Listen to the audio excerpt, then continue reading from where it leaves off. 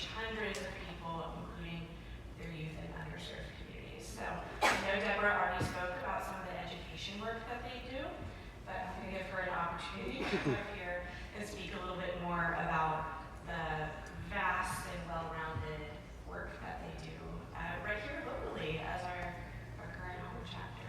So congratulations, come on.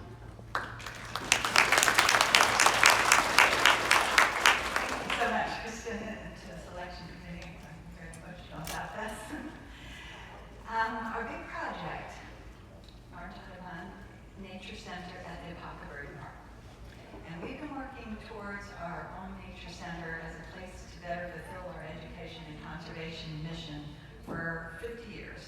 And the past 25 years, we've wanted it to be on the Lake Apopka North Shore, St. John's River Water Management District, special place for us. Then we heard about a St. John's River Water Management District property at the edge of the Lake Apopka North Shore that was on the surplus list, which means it would be given by the district to a municipality. So we had to partner with the municipality. We chose the city of Apopka.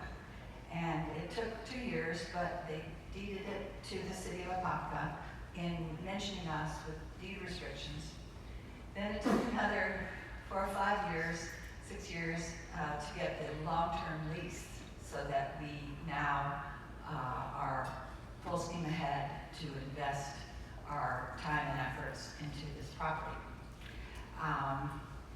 We decided to renovate an old cement block building on the property as our nature center. That's the ecological thing to do, to not waste all that energy of building new material and shipping it in, all the waste disposal. And we found an architectural firm that understood that and was excited about that. They do net zero energy building. And they actually applied for an award for the design that they completed last year. This May, they got the American Institute of Architects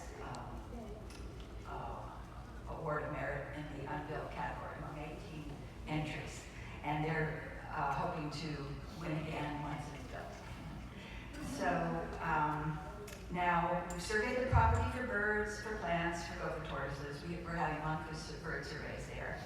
And we secured a forest stewardship plan from the Florida Forest Service. We're working to have the concrete pads from the old greenhouses taken out. The Water Management District needs the concrete, so they'll do this expensive proposition. By the way, I didn't say how big it is. It's 69.5 acres, old nursery site, greenhouse nursery. The greenhouse is burned when the district first bought it, but we have the concrete pads.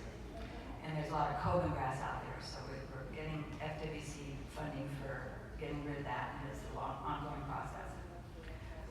One of our board members has done a lot of demolition in the building already, and you know him, Alan Shapiro, those of you from Audubon. He was up on your board years ago, and now he's on ours, and some of you went on his trip to Trimble Park.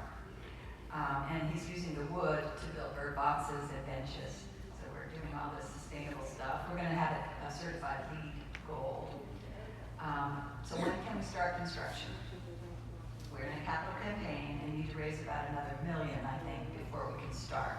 We have $1.9 million in the bank, but we need to set up an endowment to use only the interest to pay a center director and increase our education coordinator, Kathy Riggin, to full-time and to run our operations. We understand that donors want to give for the building and programs, but not for salaries. So that's the challenge. And I wrote our first annual report just recently as a tool in this capital campaign.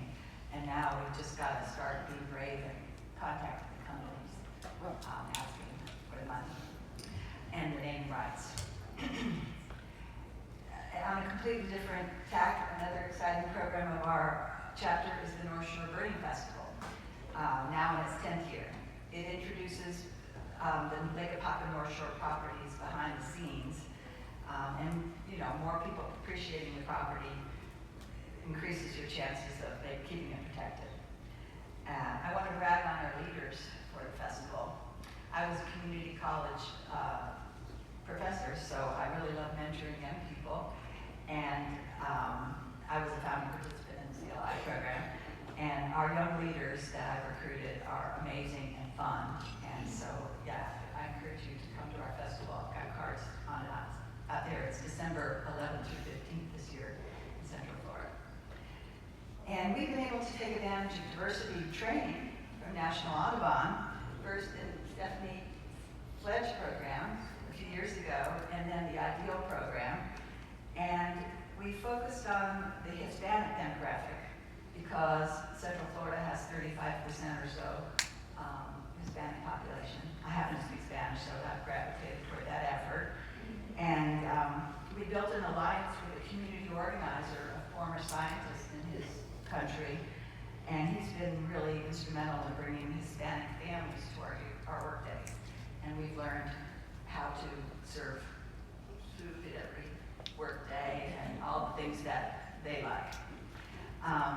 Some other programs we're proud of are that we have 6 public lands bird surveys going on, open to all, which increases our field trip offerings and allows us to the land managers who receive the data. That's a Acccording program. And in the COVID era, we started to do our programming online, or eventually we went back to in-person programming also, but that never really has received the same numbers as pre-COVID. But our online weekly bird chats have been very successful, and people get on our mailing list, they're sent the Zoom link and the program description, and then if they can't attend the Zoom live to ask questions, they can view our program on our YouTube channel. And we have over 1,000 subscribers and about 200 programs right now. And the final thing I want to say is that I secured a Together Green grant almost 10 years ago. We received some really great training from National Audubon in association with that program.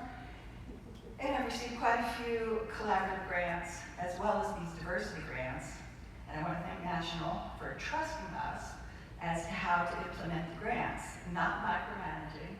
The trust is really worth a lot. And I encourage everyone to apply for any grant that comes your way. Thank you for hearing about me.